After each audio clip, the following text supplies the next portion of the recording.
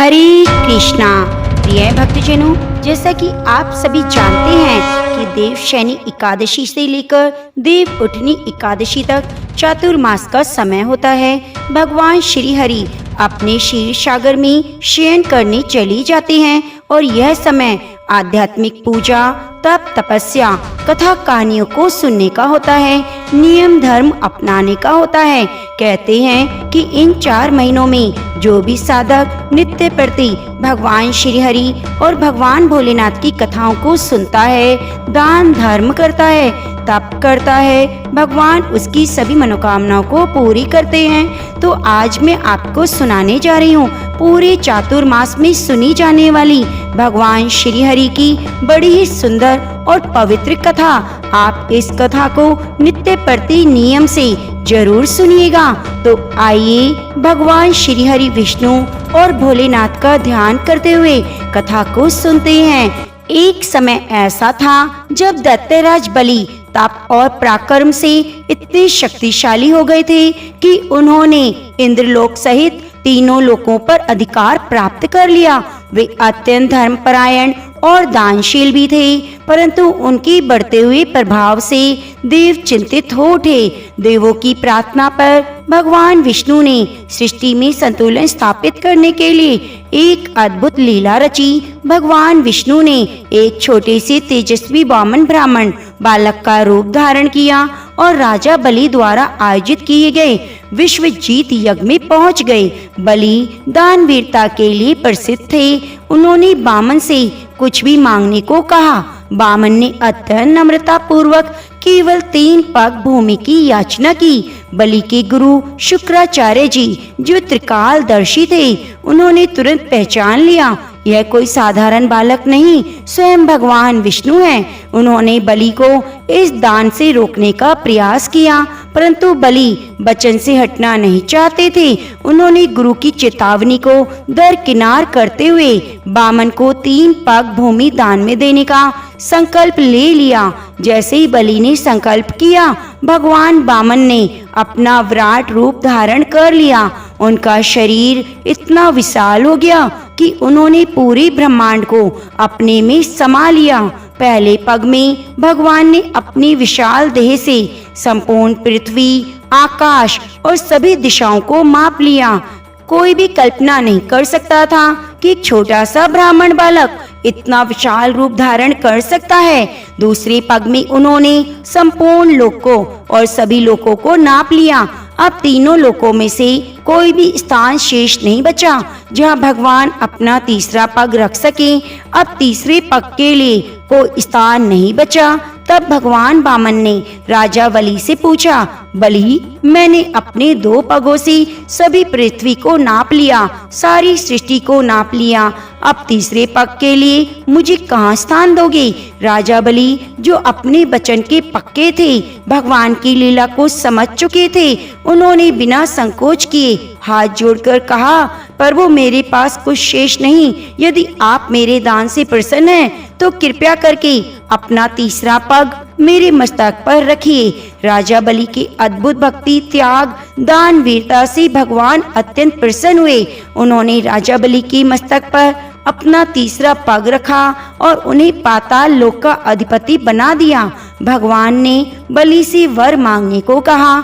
बलि ने अपने मन की सबसे बड़ी इच्छा व्यक्त करते हुए कहा, हे भगवान, मैं चाहता हूँ कि आप मेरे महल में नित्य निवास करें। मैं आपको क्षण भर के लिए भी अपने से दूर नहीं देखना चाहता। भगवान श्री विष्णु बलि के इस असीम प्रेम और भक्ति से बंध गए और उन्होंने उनका ये वरदान स्वीकार कर लिया।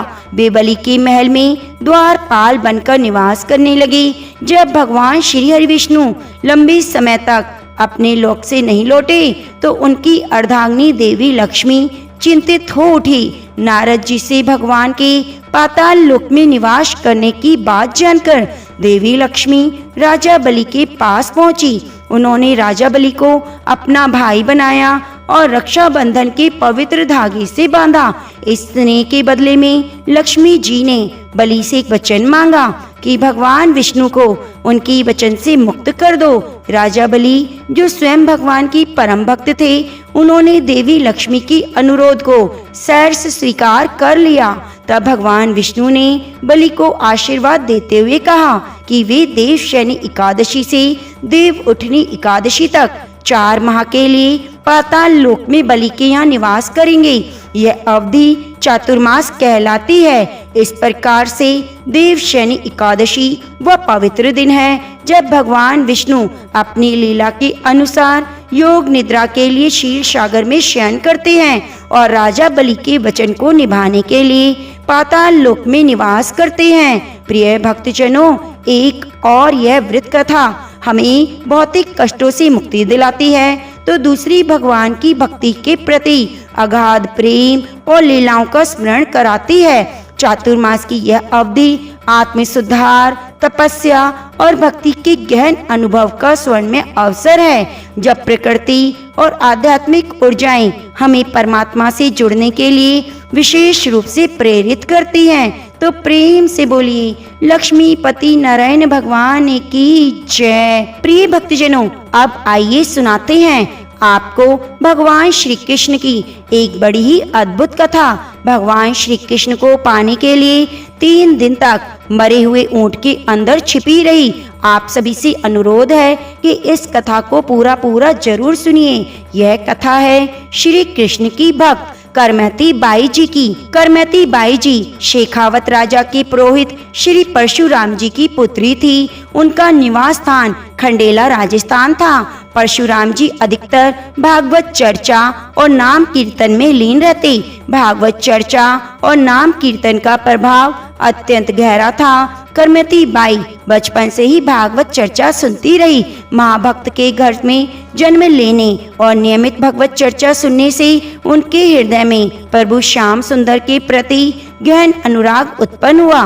बाल्य अवस्था में ही उनके मन में यह बात बैठ गई कि श्याम सुंदर ही उनके जीवन साथी हैं और सब कुछ माया मात्र है। पुराने समय में बच्चों को पवित्रता बनाए रखने के लिए यौवन अवस्था आने से पहले ही विवाह कर दिया जाता था और पुत्री यौवन अवस्था आने तक अपने माता पिता के पास रहती, फिर गौना होने के बाद वे पति के साथ रहती।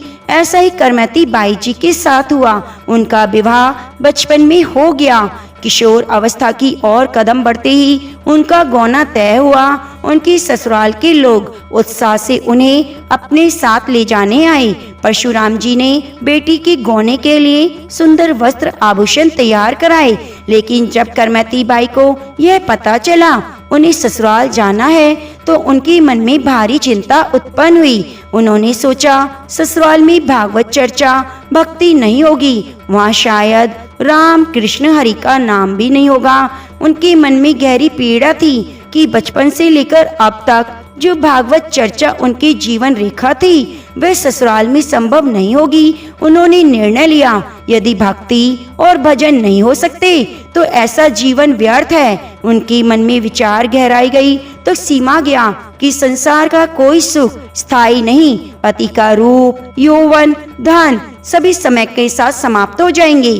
करमैती बाई ने निश्चय किया कि उनका जीवन केवल श्री कृष्ण को समर्पित है। उन्होंने महसूस किया कि जन्म मरण, सुख दुख, संपत्ति विपत्ति सब माया का प्रपंच है। इस सत्य को जानकर उन्होंने मन और बुद्धि को प्रभु में समर्पित कर दिया।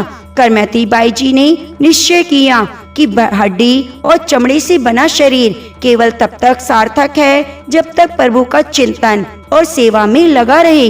बचपन से प्रभु की चर्चा सुनने के कारण उनका जीवन एक उच्च स्थिति में पहुंच चुका था। वे इस निष्कर्ष पर पहुंची कि उनका वास्तविक जीवन श्री कृष्ण और उनकी राजधानी वृंदावन है। करमैती बाई जी ने एक रात देखा कि सभी लोग सो गए। उन्होंने आधी रात के समय माता पिता को मन से प्रणाम किया, श्री कृष्ण को याद किया और आंसू बहाते हुए घर से निकल पड़ी।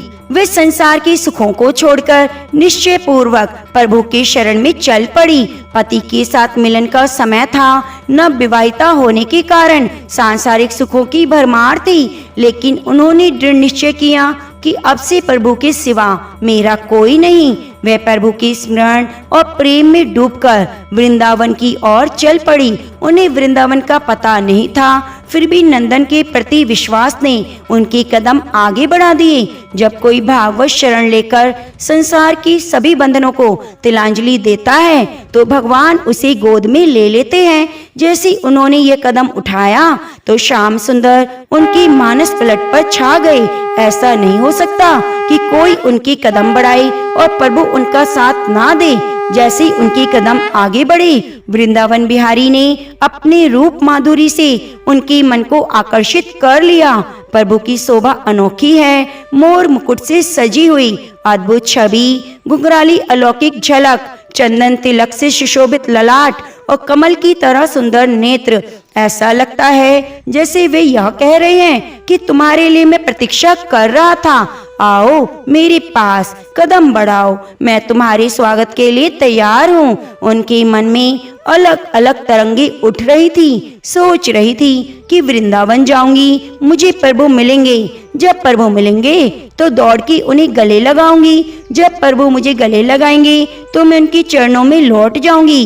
प्रातःकाल करमैती जी का नियम था कि जैसे उठती प्रभु की मधुर नाम का उच्चारण करती, लेकिन आज तो कुछ अलग था। उनके कमरे से उनके परिवारजनों की कोई आवाज नहीं आई। जैसे कुछ लोगों की अलार्म की घड़ी से नेत्र खुलते हैं, वैसे ही उनकी माँ के नेत्र करमैती बाई के नाम कीर्तन से खुलते थे। आज नाम कीर्तन नहीं हुआ।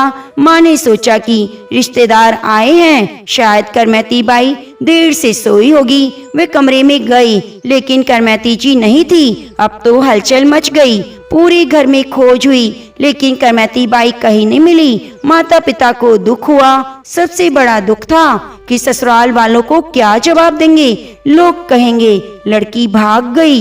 ये समाज में सबसे बड़ा कलंक है। उन्होंने जहाँ खोजा नगर में दूत दौड़ाए।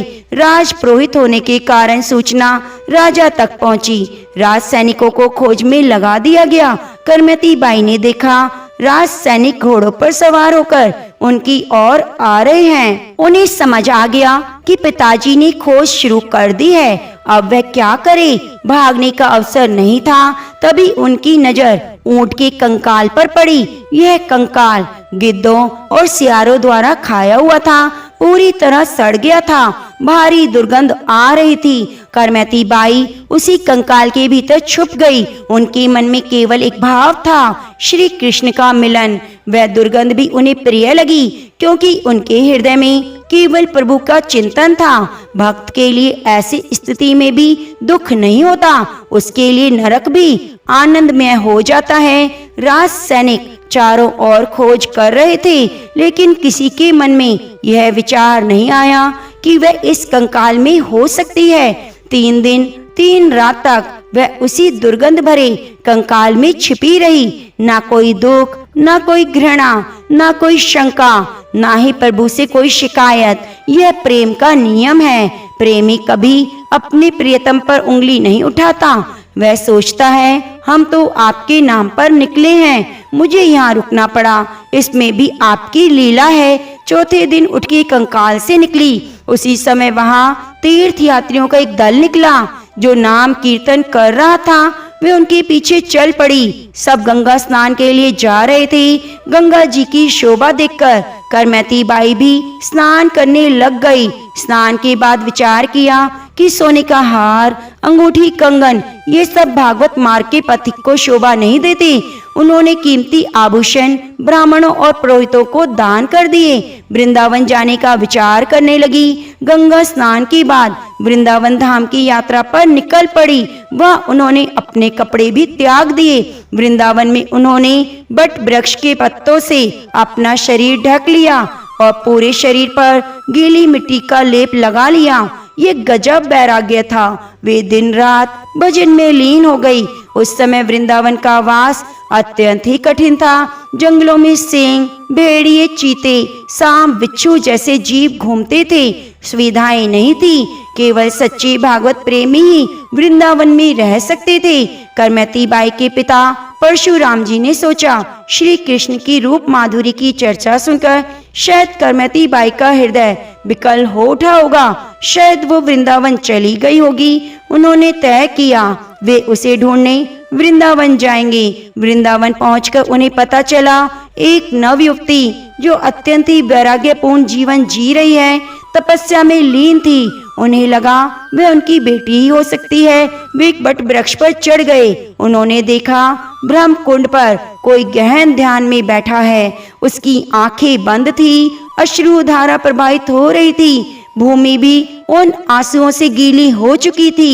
यह देख परशुराम जी का हृदय भर आया। उनसे रहा नहीं गया, वे चिल्लाकर रो पड़े। वे वृक्ष से नीचे उतर कर आए, थोड़ी देर बैठे रहे, यह सोचकर कि उनकी आंखों से आंसू खुल जाएं। उन्होंने जब देखा करमती बाई की आंखें नहीं खुल रही तो वे उनके चरणों में लिपट गए। करमती बाई के पिता न केवल बड़े विद्वान थे, बड़े भक्त भी थे। इतने बड़े विद्वान होने के बाद भी पिता के मन में लोक लाज का इतना प्रभाव था कि उन्होंने करमती बाई के चरणों में गिरकर कहा, तुमने हमारी नाक कटवा दी। हम राज पुरोहित हैं। जो लोग हमारे सामने दंडवत करते थे वह अब हमारी निंदा कर रहे हैं। तुम मेरे साथ वापस चलो ताकि लोग हमारा उपहास ना करें। अगर तुम्हारा ससुराल जाने का मन नहीं तो मत जाओ, घर पर रहो, ठाकुर की सेवा करो। यह जंगल है, यहाँ सिंह चीते शरीर को नष्ट कर सकते हैं। मुझे तुम्हारी सुरक्षा की चिंता है। करमती बाई ने उत्तर दिया, पिताजी आपकी बात सत्य है। जिसका प्रभु से अपनापन नहीं उसकी तो नाक पहले ही कट चुकी है। वे जीवित होकर भी मृत्यु के समान है। हरि भक्ति से रहित जीवन व्यर्थ है। मैं अब संसार के लोकाचार से ऊपर उठ चुकी हूँ। जिस पर श्याम सुंदर का रंग चढ़ गया उस पर कोई और रंग नहीं चढ़ सकता। आप भी प्रभु का यशगान करें, नाम कीर्तन करें, लोक लाज छोड़ दें। करमती बाई जी के आगे कहा, आप विचार कीजिए, आपको 50 वर्ष हो गए भोगों को भोगते हुए। क्या आपको इनकी रुचि है? क्या आपको उस घर से, सम्मान और प्रतिष्ठा से वैराग्य नहीं हुआ? बार बार भोगे हुए विषयों को भोगने की इच्छा, उनका उपयोग क्या करना है, किस ज्ञान का लक्षण है? मैंने तो सब भोगों को देखा है, भोगों को नहीं भोगा। अब तो देखने की इच्छा भी नहीं। मैंने केवल श्याम सुंदर के दर्शन का संकल्प लिया है। आप सभी कर्मों को छोड़कर प्रभु के आश्रित हो जाइए। तन मन धन को ठाकुर जी की सेवा में समर्पित कर दीजिए। करमती बाई के वचन सुनकर पिता के मोह जनित अज्ञान का नाश हुआ। उनका भ्रम समाप्त हो गया। एक दिन यमुना स्नान के दौरान करमती बाई को श्री कृष्ण की एक मूर्ति मिली जिसे उन्होंने छिपा दिया था। वह मूर्ति उन्होंने अपने पिता को दी और वापस ले जाकर घर में विराजमान करने को कहा। उन्होंने कहा, यह साक्षात श्री कृष्ण है, इनकी सेवा में तन्मय हो जाओ, निर्विकार बनो, अपने तन मन को प्रभु के चरणों में लगा दो। करमती बाई के दर्शन और कृपा से उनके पिता का चित्त संसार से हटकर प्रभु के चरणों में लग गया। उन्होंने राज दरबार जाना, सांसारिक चर्चाएं करना छोड़ दिया। जब राजा ने बुलाने का प्रयास किया तो उन्होंने उत्तर दिया, अब हमें एक ऐसा दरबार मिल गया है जहाँ से सब कुछ संचालित होता है। अब हमें किसी अन्य दरबार में जाने की आवश्यकता नहीं। राजा स्वयं चलकर उनके पास आए। जब उन्हें प्रभु की सेवा में मग्न देखा तो साष्टांग प्रणाम किया। राजा ने कहा, आपकी जरूरत की सभी चीजें यहाँ पहुँचा दी जाएंगी। करमती बाई जी ने प्रभु श्री कृष्ण के चिंतन में तन्मय होकर वृंदावन में अपने शरीर का त्याग किया, नित्य सेवा में पहुँच गई। ऐसा भक्त सभी योगी, ज्ञानियों, तपस्वियों, कर्म कांडियों से श्रेष्ठ होता है। जो केवल प्रभु से प्रेम करता है, केवल प्रभु के लिए जीता है, केवल प्रभु का भरोसा करता है। भरोसा केवल प्रभु का होना चाहिए, किसी और का नहीं। हमने जीवन में बहुत मनमानी की, अब कितना समय बचा है उस प्रभु को ईमानदारी से पाने का। हमने आज तक सुखी होने के लिए अलग अलग खेल खेले। कभी परिवार में आसक्त होकर पूरा जीवन बर्बाद किया, कभी धन में, कभी नशे में, कभी गंदे आचरण में। हमारे कई जन्म ऐसे चले गए। एक जन्म यह खेल भी खेल कर देख लो। जितना जीवन बचा है केवल प्रभु में लगा दो, निहाल हो जाओगे। लेकिन आपको भागवत आश्रित तभी माना जाएगा जब केवल प्रभु का चिंतन, प्रभु का नाम जप, प्रभु के रूप का ध्यान, प्रभु की लीला का गायन, प्रभु का धाम आपके जीवन का आधार बनेगा। यही जीवन की सार्थकता है। तो प्रेम से बोलिए, लक्ष्मी नारायण भगवान की जय, बांके बिहारी लाल की जय। हरे कृष्णा। प्रिय भक्तजनों, पूरी चातुर्मास कथा कहानियों को सुनने के लिए आप हमारे चैनल को सब्सक्राइब कर लीजिए। और यदि हमारे द्वारा सुनाई गई कथाएं आपको अच्छी लगी हैं तो कृपया कमेंट बॉक्स में एक बार श्री कृष्ण भगवान का जयकारा जरूर लगाइए और वीडियो को ज्यादा से ज्यादा शेयर कीजिए। धन्यवाद। हरे कृष्णा।